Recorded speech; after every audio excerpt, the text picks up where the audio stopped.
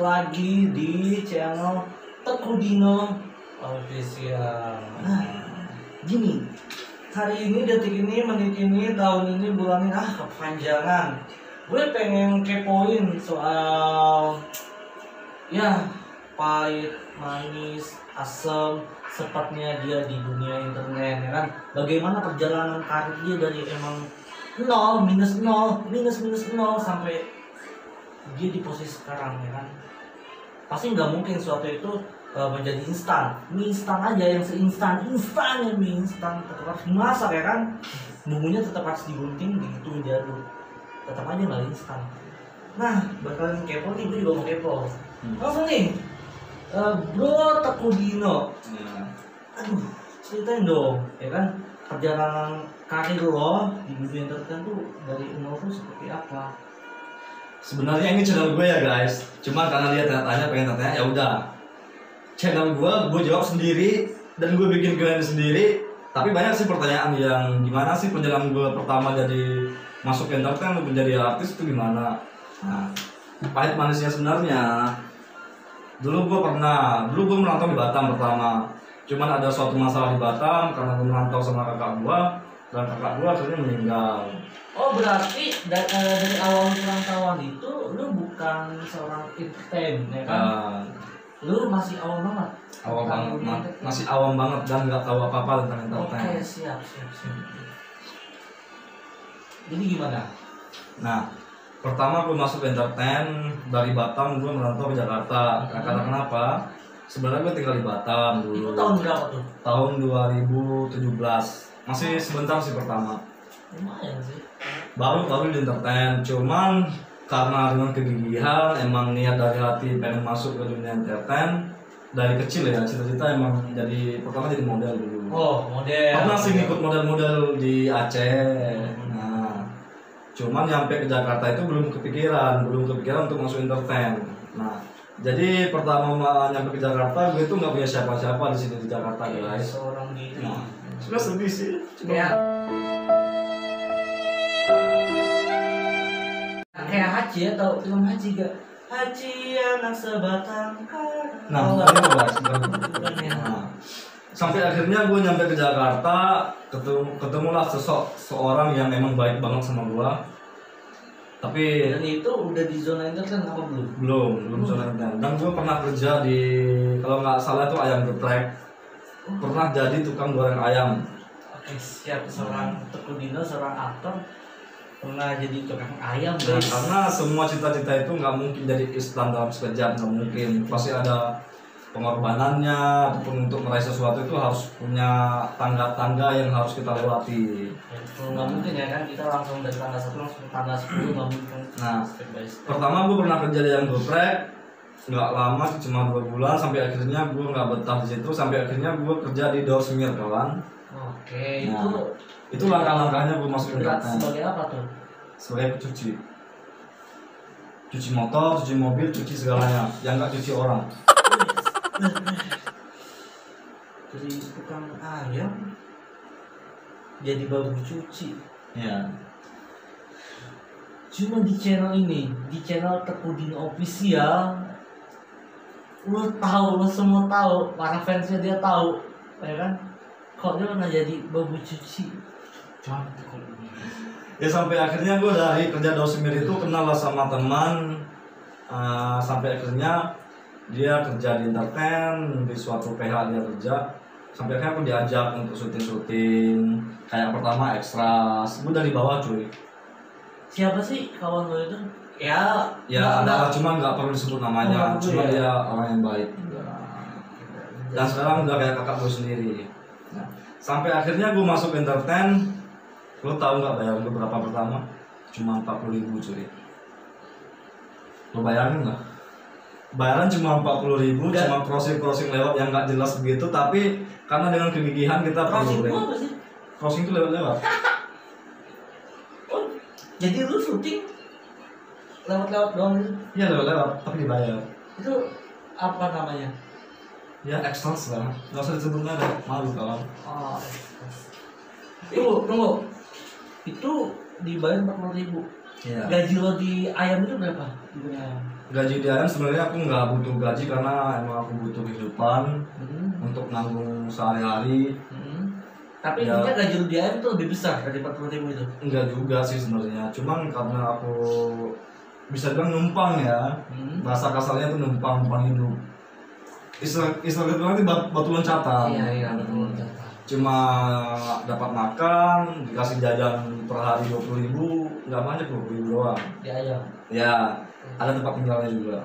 Oh iya betul, memang hidup itu. Memang hidup. Terus dari 40.000 itu lo ada pikiran apa sih? Pikiran untuk aduh 40.000 apa gua balik aja ke tanah asal gua Ya, pertama sih iya. Pertama dibayar gua 40.000. Ini kerja apa sih? Itu jam kerjanya itu seperti apa sih? Nah.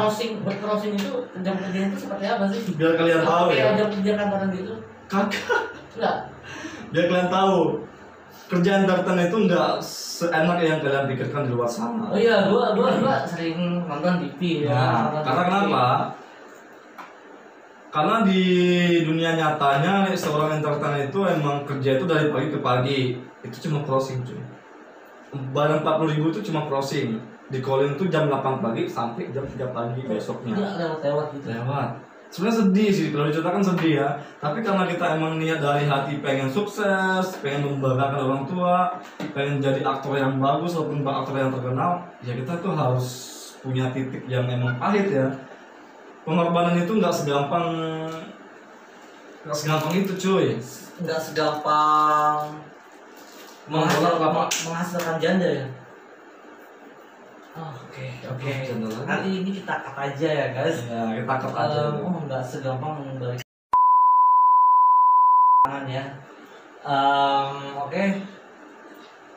Kira-kira nih dari yang lu alamin, lu mendapat bayaran 40.000 ya kan, kerja dari pagi sampai larut pagi ya kan, pagi lagi tuh.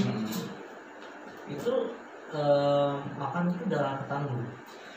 Makan ditanggung di tempat kerja, di lokasi itu dikasih nasi. Oh dikasih nasi? Dikasih. Berarti lu nggak dari 40.000 tuh lu bisa utuh dong? Nggak bisa lah. Nggak. Sekarang gini. Itu makan 3 kali sehari? Tergantung. Kalau misalkan kita palingan jam 8 dikasih makan pagi, sarapan pagi, nanti siang dikasih makan, nanti sore juga dikasih makan.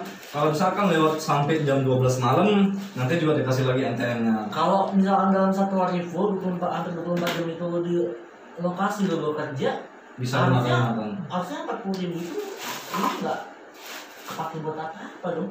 Kepake dong. Karena gue dari rumah itu berangkat itu karena dulu gue nggak punya kendaraan ya, nggak punya kendaraan dan nggak punya apa-apa dan nggak punya kendaraan siapa-siapa. Jadi yang ngantar gue itu driver ojol. Dan gue harus bayar. Iya. Karena berangkat dari rumah. Nggak ada transport. Nggak ada, kita masih di bawah sih. Tunggu, kira-kira lu satu habis berapa kalau lu syuting tuh kalau buat ongkos? Tergantung lokasinya. Kalau lokasinya deket, kadang emang bayarnya sedikit, bisa lebih lah kalau kita. Itu berapa? Ya kalau deket bisa sampai 20.000, 30.000 lah. Deket? Ya paling deket.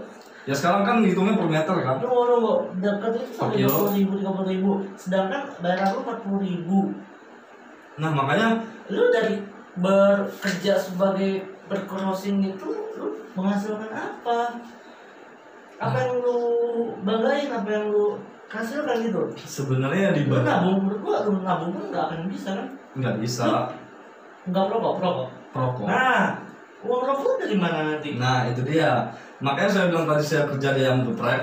Di ayam geprek itu rokok dikasih, makan dikasih, tempat tinggal dikasih. Cuman gaji yang pokok itu nggak ada. Nggak ada. Makanya uang 40.000 yang bayar saat saya syuting pertama itu cukup buat ongkos, kadang-kadang nombok. Nah, makanya untuk mengejar sesuatu itu emang pengorbanannya susah banget sih.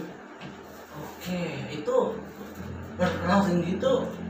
Apa emang di entertain yang kalau awal-awal tuh emang harus selalu kayak gitu? Itu cara naiknya itu gimana? Masa bercrossing? Sementara yang gue lihat di TV itu ada orang berbicara kan, berdialog, berauditing, atau bercrossing. Nah, entertain yang seperti apa sih itu? Dari sudut pandang apa? kalau misalkan kita bilang dari sudut pandang, karena kita berawal dari bawah, ya nggak mungkin dong sama seperti yang udah kelas atas kayak artis-artis yang udah punya nama sekarang, istilah bilang. Karena kita kan semua itu mereka juga dari bawah, dari pertama jadi extras ataupun dari pertama jadi crossing. Karena juga pertama yang saya sampai jadi seperti sekarang itu butuh pengorbanan yang kuat. Yang pertama dengan kegigihan dan niat. Karena saya niat benar-benar pengen jadi aktor, pengen benar membanggakan orang tua untuk jadi sukses, saya tuh harus mencari link yang pertama. Link, karena semua itu pekerjaan kita harus punya link. Nah, karena tanpa link kita nggak bisa kerja, sama seperti bisnis. Kita menjalankan sebuah bisnis kita harus punya link. Iya. Nah, kalau nggak ada bisnis nggak ada konsumen. Ya, kalau nggak ada link kita nggak bisa konsumen. Iya. Itu juga dengan entertain ini. Entertain ini butuh link. Dulu pertama saya di entertain, saya tuh punya prinsip 3 bulan saya masih extra ataupun crossing Pulang. saya tuh cabut dari entertain. Iya. Nah, sampai akhirnya mungkin rezeki saya dari Allah, 1,5 bulan saya jadi extra crossing dibayar cuma 40.000. Akhirnya saya dapatlah satu peran dulu ada di Antv ya. Nah, sebut aja mereknya Antv aja, cuman jangan usah sebut judulnya. Oke, siap. Nah, saya di situ dapat peran yang memang benar-benar yang cocok dengan saya, yaitu antagonis. Cocok dengan karakter muka saya, Itu wajah saya. Bercrossing apa berdialog? Berdialog. Ada beberapa scene yang dikasih mungkin dicoba. Di situ memang peran saya itu tepat banget. Jadi seorang yang perusak rumah tangga orang. Oke, rusak. Ya. Rusak. Dari kata-kata perusak Janda. bisa nilai dong. Rusak menghasilkan janda. Ya. Oke, dapat peran di situ sebagai perusak. Dan itu perusak. kaget gak sih? Pertama kali ini berdialog di depan kamera yang selama berbulan-bulan itu cuma crossing gitu. Sebenarnya kaget sih. Kagetnya kenapa? Yang biasanya kita cuma numpang lewat, cuma crossing doang. Kalian crossing itu kelihatannya di apa sih? Oh, misalkan ada pemeran utama di kafe. Oh, dia di belakang ini. Ya, yang belakang-belakang itu crossing namanya. Itu namanya extras. Dan sampai suatu hari saya bisa berperan. Berarti jadi bukan artis. Bukan. Figuran. Sampai akhirnya suatu hari saya dapat peran yang segitu mendalam banget dengan karakter wajah saya yang antagonis. Di situ saya kaget. Yang biasanya saya crossing sampai akhirnya saya bisa berhadapan dengan pemeran utamanya langsung. Beradu dengan sebelum. Ya, bisa beradu dengan pemeran utamanya langsung. Ya, kaget nggak kaget sih, mungkin suatu kewajiban, keajaiban ya yang dikasih sama Tuhan buat saya. Sampai akhirnya saya dapat peran situ yang benar-benar keras, sadis, sampai akhirnya saya dikontrak di situ. Ya. Oh, berarti waktu itu jatuhnya kayak sinetron gitu ya? Iya. Dikontrak langsung. Kontrak langsung. Di situ mungkin rezeki saya. Setelah dari situ, oke, sebelum gue lompat ke pertanyaan selanjutnya, dikontrak dan nggak crossing lagi. Kalau boleh tahu, bayarannya berapa, Pak? Ya lumayan sih. Lumayan ya. Satu judul itu ya Bisa beli rokok ya. bisa beli rokok, Bisa beli lebih lah. ongkos pulang pergi ya. Bisa ongkos pulang pergi, bisa beli rokok, bisa kirim orang tua. Wah, gede. Ya lumayan. Oke, siap. Ternyata enak jadi artis ya.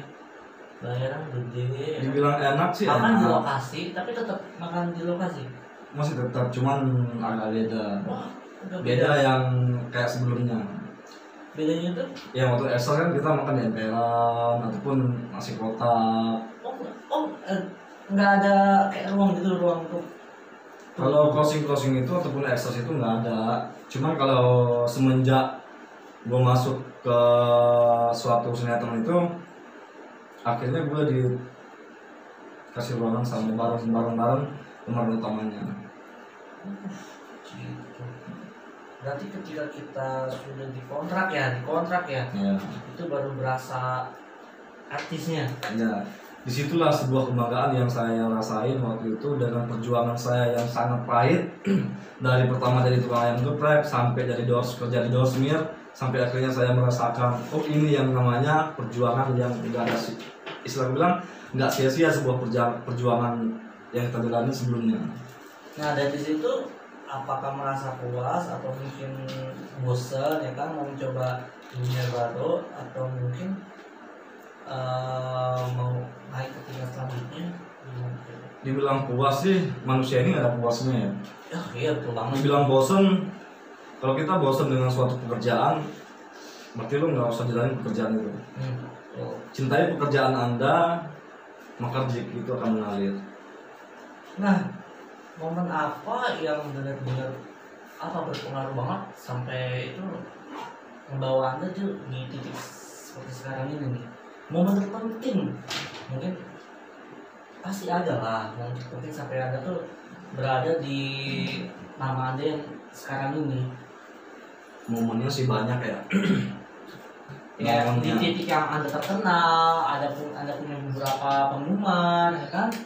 Sebenarnya sih bukan momen ya. Dibilang momen juga. Cuman ya sesuatu pekerjaan yang kita jalanin jangan nonton dulu. Di saat lo udah punya nama, udah terkenal, sebenarnya itu bukan itu yang lo cari. Sebenarnya itu tuh lo tuh harus bangga bisa menghibur masyarakat di luar sana. Walaupun lo terkenal, tapi terkenal dengan baik, jangan terkenalnya dengan jahat. Istilah gue bilang, jangan penuh dengan yang nggak benar lah. Ada gak sih lo pengen lebih naikin nama lo ya, punya pikiran buat cari sensasi? Sebenarnya sensasi itu nggak perlu ya. Nggak perlu ya. Naik nama itu mending real daripada harus sensasi. Pakai prestasi ya. Nah, prestasi. Kayak ya kan. Berkaryalah dengan prestasi, bukan dengan sensasi. Oke.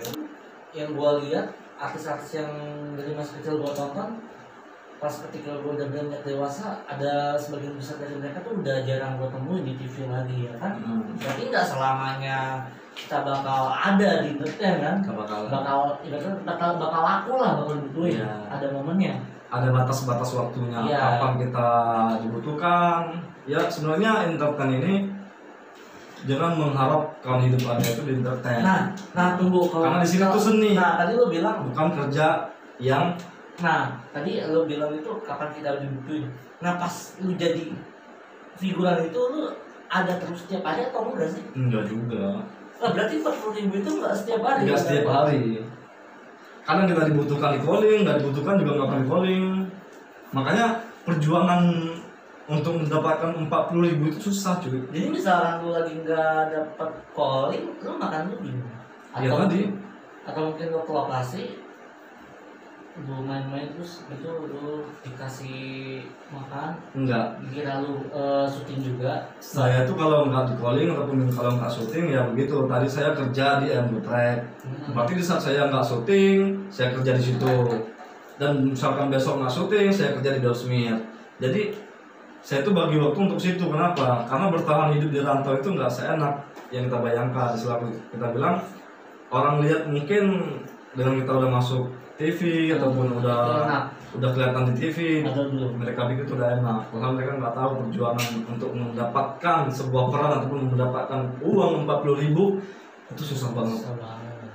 Oke, jadi lu rekomendasi banget gak sih dunia entertain ini kepada mereka tuh yang susah nyari kerjaan? Kayaknya masuknya gampang banget ya masuk ke entertain. Yang penting lu bisa kuat bolak-balik crossing gitu. Sebenarnya sih kalau rekomendasi aku tapi gak apa-apa loh, lu gak perlu ijazah kan? Gak perlu ijazah. Yang penting lu kuat crossing bolak-balik. Ya yang penting lu kuat mental, punya bakat. Kalau memang lu niat punya apa?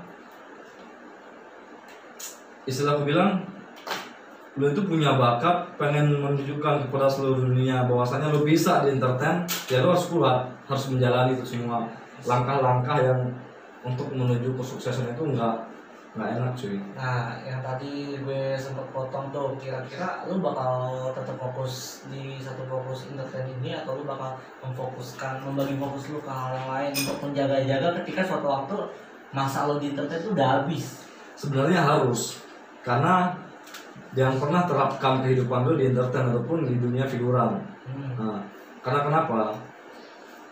kerja di entertain itu nggak menjanjikan untuk bahwasannya lu tuh kerjaan kayak kerjaan tetap, enggak. Yang tiap bulan ada. Nah, kita tuh bukan kerja kayak di perusahaan yang tiap bulan ada transferan gaji ataupun yang kita emang menetapkan hidup kita itu pada suatu kerjaan entertain, nggak bisa. Lu itu harus, istilah gue bilang, lu boleh fokus di entertain tapi lu harus punya sampingan yang lain.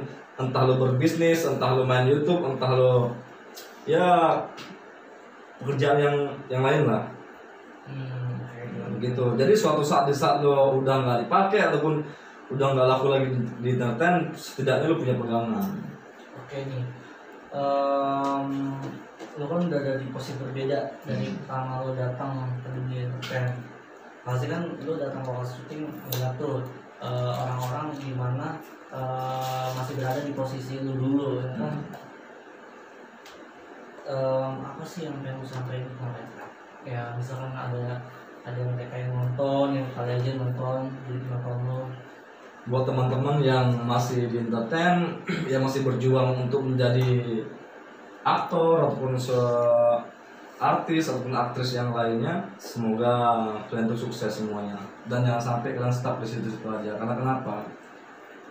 Jangan berpikir untuk hari ini dan esok, berpikirlah ke depan. Karena ke depan itu dunia itu ataupun hidup itu semakin milenial. Kebutuhan itu semakin banyak. Jadi pesan saya buat kalian semua itu ya harus bijak dalam menggunakan waktu. Oh iya, satu lagi yang terngiang-ngiang menjadi gue. Entertain ini cocoknya dijadiin hobi atau kerjaan tetap? Nah, itu sebenarnya yang paling penting. Kenapa? Kalau entertain lo jadikan sebuah pekerjaan, itu nggak akan berhasil. Entertain itu lo jadikan sebagai hobi. Memang di satu sisi kita cari nafkah, iya. Di satu sisi kita kerjaan. Tapi kalau lo jadikan ini sebagai cari nafkah ataupun cari istilah bilang pekerjaan yang tetap, itu nggak bisa cuy. Lo harus jadikan hobi. Kenapa? Setiap hobi itu pasti menghasilkan duit, Iya, ataupun menghasilkan uang. Dan nggak setiap hari juga yang tadi Nah, itu bilang. nggak setiap hari. Lo ngerasa nggak setiap hari? Nggak setiap hari, cuy. 40.000 nggak setiap hari. Jadi hari ini dapat 40.000, besok kosong. Lo kelaparan, besok dapat 40.000 lagi, besok kosong. Ya sakit juga, keras juga ya entertain. Entertain itu sebenarnya bakat yang kita pendam, kita mengeluarkan untuk menghibur masyarakat lewat stasiun CV ataupun lewat kayak sekarang YouTube ataupun Instagram ataupun sekarang udah keluar lagi dengan aplikasi-aplikasi yang bisa menghibur masyarakat. Sebenarnya itu bakat yang harus kita keluarkan karena dihargai sama masyarakat. Nah, ada yang kamu sampaikan ke para production house atau stasiun TV atau para sutradara, asrada, para yang ngolin lo tentang ya mungkin yang selalu mereka calling sebagai closing, mungkin aja mereka punya bakat terpendam kan, bakat itu cuma mereka nggak punya wadah untuk mereka bicarakan, mereka kasih lihat ya kan. Takutnya para sutradara, para asrada, para pendiri production house ya kan, para channel TV kan takutnya memandang mereka sebagai orang yang memang pantasnya di suruh closing doang. Salah. Takutnya, makanya kan. Pesan saya buat semua sutradara ataupun semua agensi-agensi ataupun PH-PH di luar sana ataupun di entertain, kasihlah kesempatan buat orang-orang yang punya bakat ataupun kasihlah kesempatan buat orang-orang yang ingin berkarir di entertain. Jadi jangan pernah pandang mereka itu remeh. Karena kenapa? Tanpa mereka kita nggak bisa ngapa-ngapain. Istilah kita bilang sebuah film ataupun sebuah sinetron tanpa extras, tanpa orang closing, tanpa mereka lah sebuah film itu nggak bakalan jalan. Karena kenapa? Kita punya artis ataupun punya pemeran utamanya ataupun PBU-nya, tapi tanpa extras kita nggak bisa jalan. Kenapa? Karena semua itu berawal dari bawah. Semua orang punya bakat, tapi kadang kita selalu memandang orang itu rendah. Tapi ada gak sih lu tuh pernah nemuin yang biasa ekstras itu dipercaya buat ngedialog ya kan, berbicara, adegan bicara, ternyata lebih bagus dari pemeran utamanya atau mungkin sama? Banyak. Iya, Banyak banget. sebenarnya mungkin orang memandang Astros itu terlalu bawah ya. Iya. Padahal bakat mereka itu banyak sebenarnya. Banyak yang ya. punya bakat itu sebenarnya banyak. Cuman ya itu kesempatan. Mungkin kesempatan bagi mereka itu nggak ada. Karena kenapa? Ya kayak kita bilang tadi, terlalu memandang bahwasanya mereka itu nggak bisa. Oh iya. Nah, Soalnya yang gue pernah nonton beberapa ya kan adegan di TV yang menurut gue pemeran nggak pemeran utama deh, pemeran yang berperan penting banget di film tersebut itu menurut gue kurang aktingnya. Gue sebagai penikmat ya, gue sebagai penikmat tuh kurang. banyak. Itu apa sih faktor apa dia beli peran atau gimana? Kalau dibilang beli peran, saya juga nggak Oke. angkat tangan ya. Iya. Dalam tanda kutip kita nggak boleh nanti seorang. Oke. Kan kali aja mau instan ya. Mungkin itu tapi rezeki padahal dia nggak punya basic tapi dia punya harta, ya kan dia bisa melangkahi para orang-orang yang nggak punya harta tapi sebenarnya punya talenta. Ya mungkin rezeki dia, kita nggak tahu rezeki orang kan beda-beda masing-masing. Mungkin nasib. Tapi ada beberapa sih dari mereka yang membeli peran dan mereka aslinya punya basic acting yang bagus, yang akhirnya naik juga namanya, itu nggak apa-apa sih. Nggak apa-apa sih, itu kan realita coy. Iya. Pokoknya pesan saya, kasihlah kesempatan buat orang-orang yang ingin, ya yang punya bakat lah untuk mempertunjukkan kepada seluruh masyarakat Indonesia bahwasanya dia bisa. Oke guys, ternyata seru juga kita mendengarkan keluh kesah ya kan, pahit manis asam segala rasa yang dirasain dari seorang Bro Teguh Dino mengawali karirnya di dunia entertain yang awal sebagai tukang masak ayam sampai jadi budak cuci ya kan, sampai sekarang menjadi seorang Teguh Dino yang bisa kita lihat sekarang yang sudah mempunyai nama ya kan, punya beberapa fans, penggemar ya kan, aktif juga di media sosial, di aplikasi sosial yang lainnya, dan sering kita lihat juga di TV-TV, di iklan-iklan. Ya buat kalian yang tertarik ya kalian bisa berbagi keluh kesah sama Bro Teguh Dino ini. Ya kalau misalkan ada pertanyaan-pertanyaan yang ingin ditanyakan, nanti tanyakan di kolom komentar. Nah, ataupun bisa langsung follow Instagram saya @teguh_dino dan kalian bisa DM saya di situ. Jangan lupa like, comment, dan share channel ini Teguh Dino Official. Nah, dan satu lagi jangan lupa juga support channelnya teman saya yang Bro Ali di Kills Channel. Project Kills Channel. Ya. Itu ada podcastnya juga. Ya, nanti pokoknya ada tayangan yang lebih seru di situ ya guys. Pokoknya di situ ada cerita. Saya juga main di situ masalahnya. Saya juga main di situ sebagai Pak Hasan, suaminya Bu Rosma. Pokoknya nanti di situ keseruannya tuh pokoknya aman dah. Aman lah. Jadi ya itulah serentetan cerita dari Teguh Dino tentang apa yang dia alami selama ini sampai dia jadi di titik seperti ini, di titik yang memang mungkin dia mau. Jadi tetap saksikan channel ini ya, stay tune. Thank you semuanya. Thank you semuanya. Pokoknya jangan lupa like, comment, dan subscribe channel saya. Share juga, oke? Assalamualaikum buat semuanya. Pesan saya selalu tersenyum setiap hari dan jangan lupa bahagia. Thank you. Thank you. Terima kasih. Salam sukses.